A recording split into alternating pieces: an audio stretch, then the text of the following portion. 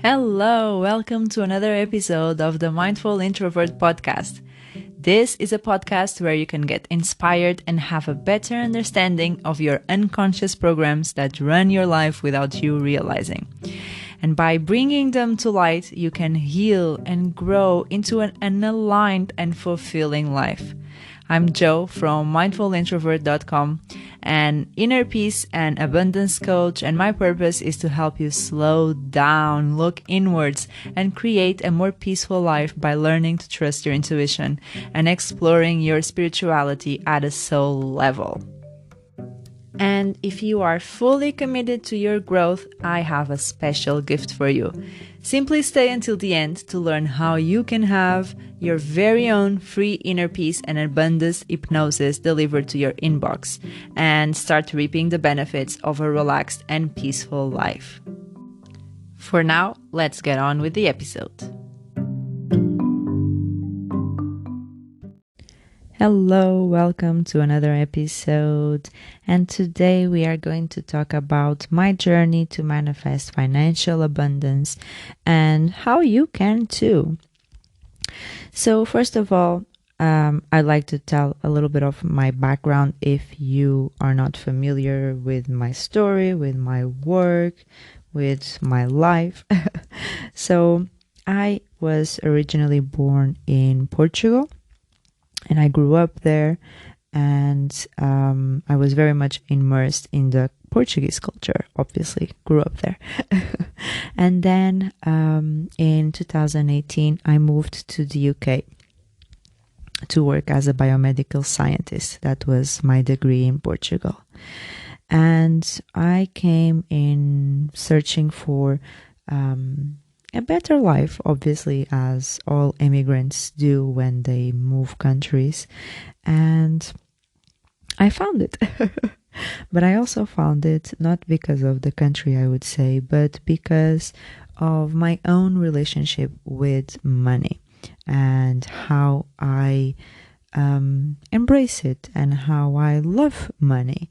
And that is a very much wrong thing to say to a lot of people, that we love money. And even the Bible is, and the religions, a lot of religion says, oh, there's a problem with loving money. No, there is a problem with you having this obsession over money and having this absolute need to have all for yourself, and it's just not the right thing. Okay.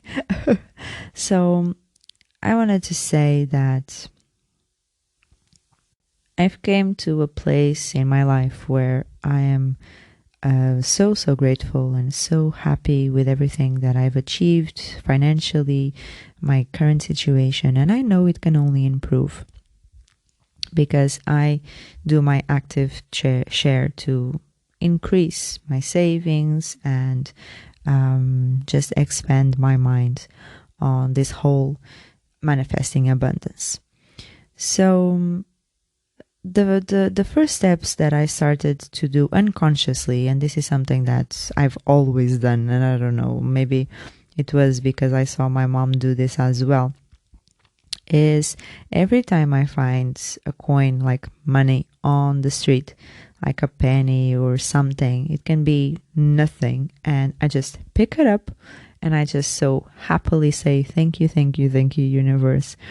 And I always, well, before I wouldn't say thank you, universe, but I would just be so happy that I found the money. And it was such a lucky charm for me to find money and find coins, and it was just such a positive vibe that I've always attached that sort of vibe with finding money.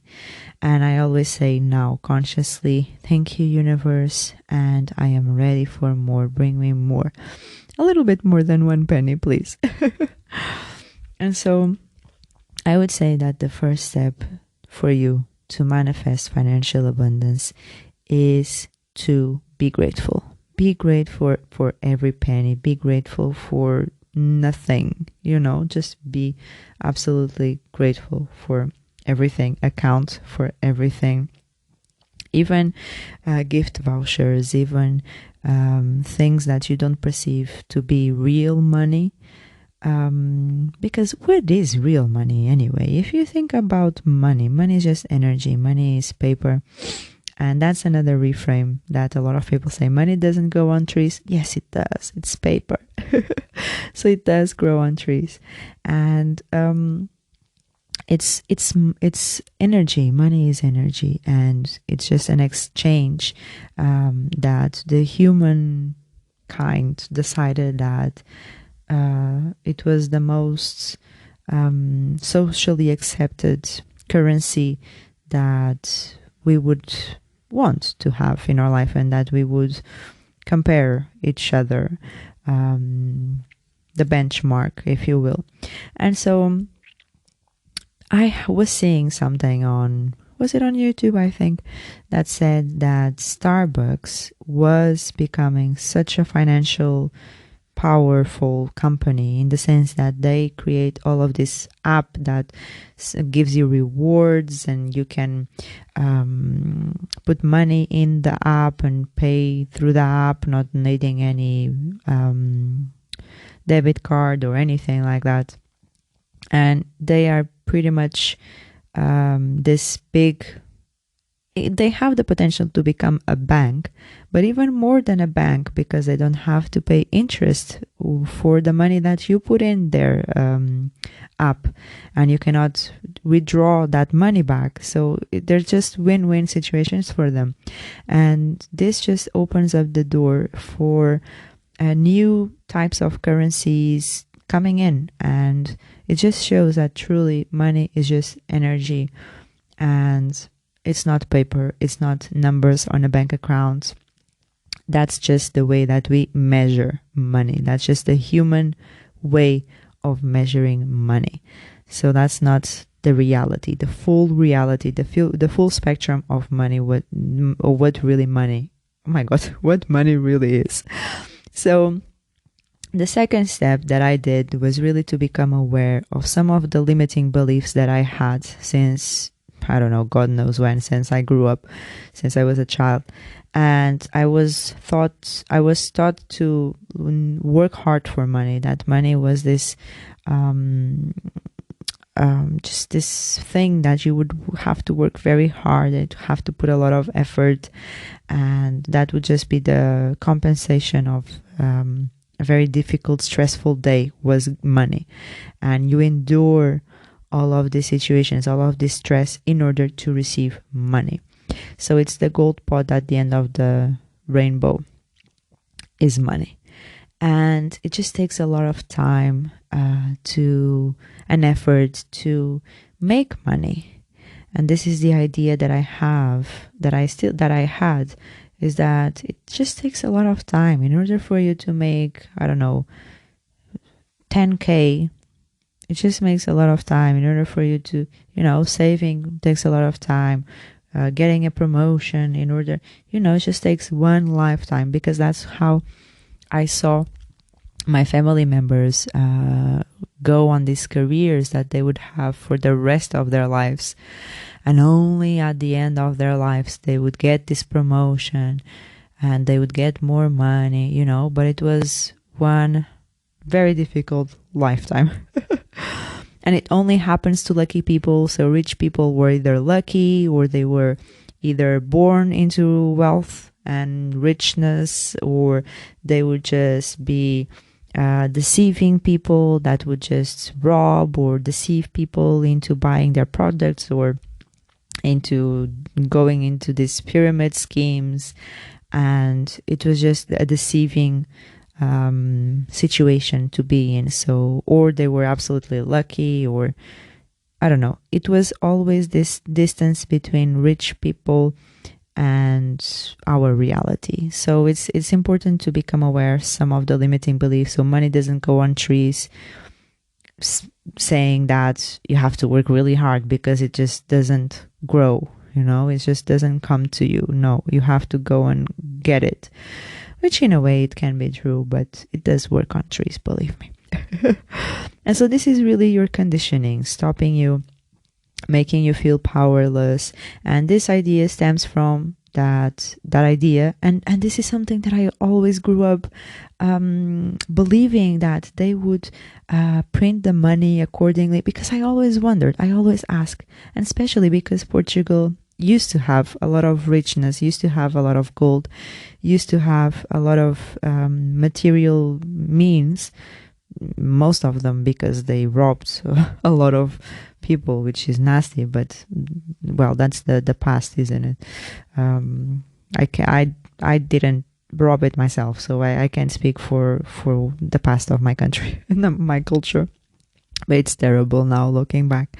But still, they robbed it and they couldn't manage it properly, and so now they're not in such a good situation compared to other countries. Well, never mind. That's time for another episode. Thanks for another episode.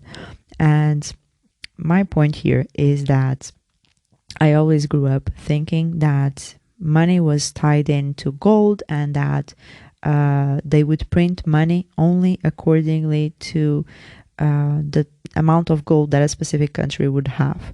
And it was it. They would stop printing money, there was no more, and the money that was around, especially because before Portugal joined the European, well, no, I was born when Portugal was already in the European Union, but before euro, the currency, came in place, we had our own currency. So I always believed that, okay, this was it. There was no more of that. That's what it is. And it's limited, and we have to almost compete, almost Hunger Games for money, because this is a competition. If you have more, that means I have less.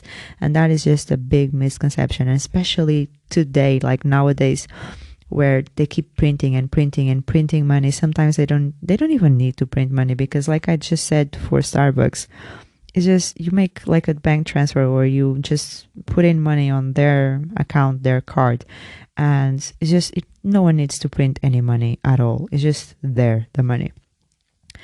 And so all of this to say that we have this idea that money is limited, that money, it's almost like a competition, that we need to, we have this scarcity mindset where we believe that if the other person has more, if the other person has the means to buy more good stuff, it means that we won't have that same opportunity because there's only so much money to go around, which is absolutely false. And if you continue with the idea that money is energy, you understand that energy is something that is never going to die, is always transmutable, recyclable, and all of that good stuff. So there's always more and more and more and more. And everyone gets to receive more and more and more, as long as they match their vibrational energy to the one that money goes on, you know? It's like a radio. You tune in to the frequency you want to listen to. So you tune in to the frequency of the money that you want to receive. Okay, a lot to say on limiting beliefs. I would say, so what I did, I started to create a list on situations in my past where had indirect or completely direct relationship to money that really triggered me. So I remember being a kid, and I would see my friends buy candy, and I had the money to buy candy. Thankfully, I had it, but I was raised that it was not money well spent to spend it on candy, which now looking back, I believe that it wasn't money well spent. So I felt that guilt of wanting to buy candy, but having in the back of my mind that it wasn't the right thing to do, that it was a waste of money. And so somehow I conditioned myself to believe that the things that I want are not worth it to waste, quote unquote, waste my money on. And so this is conditioning that we have to go past, and we have to bring awareness to it first. So yeah, write down a list on all the situations as little as they seem, that trigger an emotional response towards money, towards someone, towards the lack, towards, I don't know, something that just triggers an emotional response in you. And then I would do a forgiveness practice. And my favorite one that is very, very powerful, and it is very simple, very quick as well to do, is called Ho'oponopono. And this is a Hawaiian practice, forgiveness practice, that basically you just repeat a mantra. So what I did was I created this list, and then in each situation, I would tune into that situation, either with people, situations, memories, feelings, and I would say, I would repeat the mantra of Ho'oponopono, that is, I'm sorry, please forgive me, thank you, I love you. And I would just say this, and I would just tune in to my feelings and just really feel, really say, I am sorry, and feeling it, and really feeling every word that I was saying, clearing all of the emotions I had towards that person, towards the money itself, towards the situation, towards the memory, towards anything. So I would clear all of that energy, and I would do this practice. Really helped. And this is still an ongoing process. So every time that something else comes up, I put it on a list or I journal on it, and I just release this energy and know that this is past conditioning, and know that this doesn't have to affect my future and my present. And so you can also then, what I did was just trying to understand my upper limit. And this concept is something that is relatively new to me. And it's something that I will create an episode on this, I'm guessing, this upper limit. But basically, it's just almost like your cryostat, and you're just thinking, what's the temperature the maximum temperature I can endure? And so what's the maximum money that you would feel comfortable, like before you say, oh my God, no, that's crazy, that's too much money, you know? And so I'm always trying to bump up my upper limit and just believe that I am worthy, because we are all worthy. We are all deserving of having a bunch of money, or having as much money as we want to have, because there is no shame.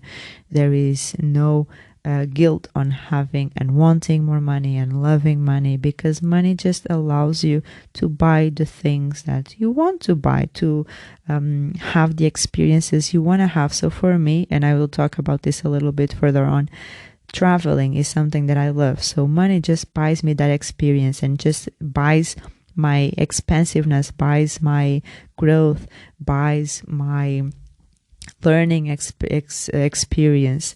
And so my life experience, I just become this open-minded person. When I travel, I learn new cultures, I learn new people, I connect with different people, and it's just so important for me. So the more money I have, the more chance I have to travel more, and just strengthen this love that I have for life and for different cultures. And so it's just having your why. Why do you want more money? Not just because I want it, not just because I want to hoard money. No, that's not the purpose. I want money because it allows me to buy more things. That inevitably will lead to my happiness, because when I'm traveling, I'm happy, or I'm happier. So that's definitely something that can help. And the more money you have, the more people you'll be able to help, the more services I will be able to buy, the more programs, more coaches, more food, more electricity, I don't know, more things that you'll be able to consume that inevitably will help other people's businesses. And it just keeps the world running. And so the way that I like to have this relationship with money, that I love to save money. That's always something that I was raised to do, and to have this relationship with money, and just be super happy to just build my my piggy bank and just, I don't know. Even when I was a kid, I used to have this piggy bank that you would put the coins in and it would count automatically the amount. And I just had so much pleasure just watching the numbers go more and more and more and higher, and just seeing the coins just starting to build up, and just the noise of the coins just dropping on the piggy bank. I don't know, it's just such a nice, comforting feeling that I now love to save. Now I don't see money like real cash as often, but I like to save money a lot. And so maybe I will share what I do with my own money. So I like to work with percentages. I like to, whenever I receive money, so whenever I'm paid, as like the second the money drops in my bank account, I divide it and through my other pods and my savings accounts and whatnot. And I like to work with percentages. So my percentage is 10% to travel, because that is one of my biggest passions. That is definitely my priority in life now that I don't have kids yet and I don't have major expenses in that way. So 10% goes to travel. And then 20% goes straight to savings account. And this goes for buying my house in the future and any other savings that we need. And then 10 to 20% is for active spending throughout the month. So if I want to go to have like takeout, or go to a restaurant, or buy something on Amazon, or buy a book, or I don't know, you name it, or go on, do my nails, or God knows, something like that for me, for active spending throughout the month. And then 50% of my income goes to bills. And here I have all of the bills, everything, okay? So everything is accounted to the bills. To me, this percentage is quite high as of now. So maybe to you, I don't know, it can be less, it can be more. It really depends. So work on a percentage that works for you. People tend to recommend 30% for savings. I do a minimum of 20. And I do 10% going straight to travel, because I know that I am taking a little bit of my almost retirement fund, if you will, like my savings. I'm taking 1/3, but I am gaining so much by traveling, you know. So if I don't travel, and if I wait until I'm 60 years old, where I'm not going to have 60, not even 60, the retirement age is even further than that. But again, that's not for this topic. If I'm waiting until I'm retired to travel, forget about it. I'm not going to have the energy. I will have the money, certainly, but I won't have the energy to do the things that I'm doing currently. Traveling, well, not currently because of COVID, but whatever. That I will inevitably be doing, and traveling the world.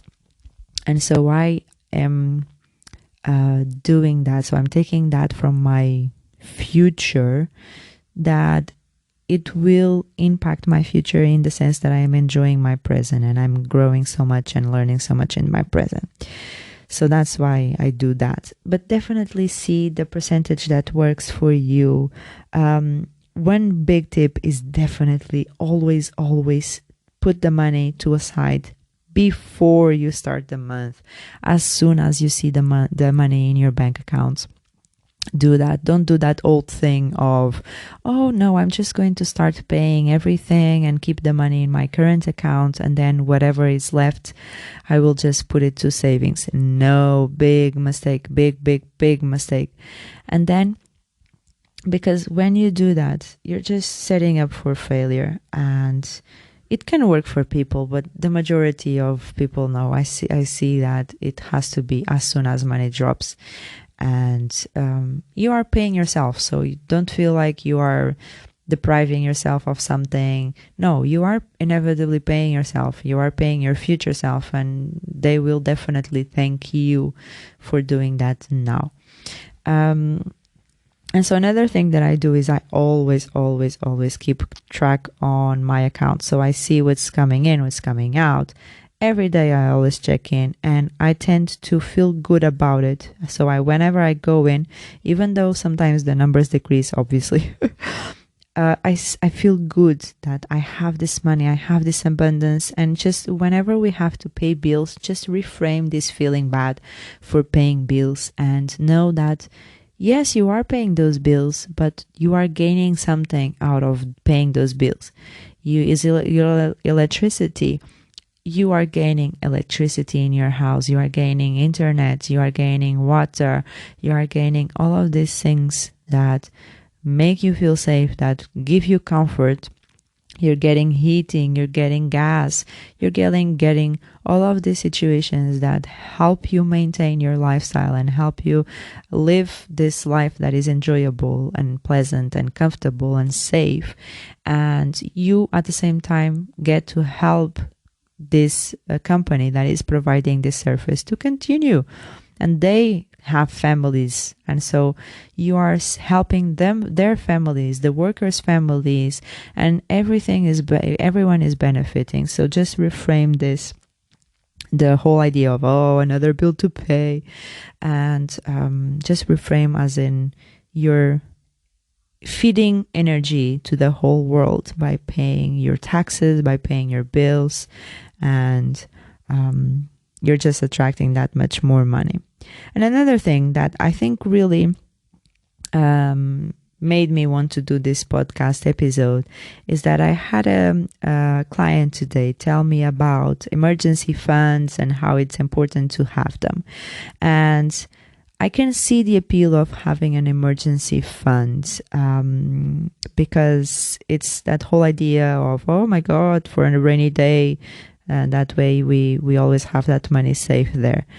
But I would say just rename that maybe to abundance fund, because it's money that you're not going to be touching except in specific situations. And you don't want to attract those situations. So at a manifestation level, when you say emergency fund, it's almost like, you're like setting yourself up for having an emergency so that you can make good use of that money that was for an emergency fund, And so if you are to rename it to abundance fund or something else that makes you feel good, that makes you feel abundant, that makes you feel, oh my God, I feel so amazing that I have this money that I get to keep, that I get to set to aside and not use it instead of just in certain specific situations. And it just makes you feel good. The money is still there. The money can still be used for an emergency, but you're not setting that energy of this money is solely for emergency. No, this money can help you understand that you are safe, that you are abundant, that you are okay, that you are comfortable. And remember, money is energy, and just be friends with it and release the pressure to attract even more, because the more you hold, like imagine a friend or a boyfriend or any type of relationship, the more you hold the person, the more you restrain them, the more you put pressure on them, oh my God, the further away they want to be from you. And so just release that pressure on money and just be grateful for every penny, account for every penny, and just say thank you, and just focus on what it brings you, what it buys you, how much it can help other people, how much good there is around money. And it can be very impactful for you to prioritize also the things that make you happy. So yeah, create some sort of strategy that works for yourself. Don't just go on my own strategy. Don't just go on other people's strategy. Definitely try it out for yourself. Play with this and let me know on my Instagram. You can DM me to let me know how this worked. If you're following my strategy, what type of strategy. I'm always curious to see what people are doing with regards with money, because it's something that we don't talk enough, isn't it? So I would love to know more go to my Instagram at Coach Joanna Calado. I will leave everything in the show notes. And if you enjoyed this topic, please leave a review. I would love to hear from you. And I would love to hear any more content that you'd like me to create as well. So definitely let me know and follow me on Instagram and all of that good stuff. And I will see you on the next episode. Until then, slow down and trust yourself. Bye. If you got to this point and want to know how you can get your free inner peace and abundance hypnosis, simply go onto iTunes and leave a review on the podcast. Take a screenshot of your review before you click send and email that screenshot to contact@mindfulintrovert.com, and I will send it to you so that you can start enjoying a more peaceful and abundant life. For more inspired content, follow me on Instagram at Coach Joanna Calado. And if you're looking to work with me one-on-one, you can reach me on Instagram as well, or you can send me a voice message here on the podcast. I will leave everything in the show notes so that you don't miss a thing, and I will see you on the next episode. And until then, slow down and trust yourself. Bye.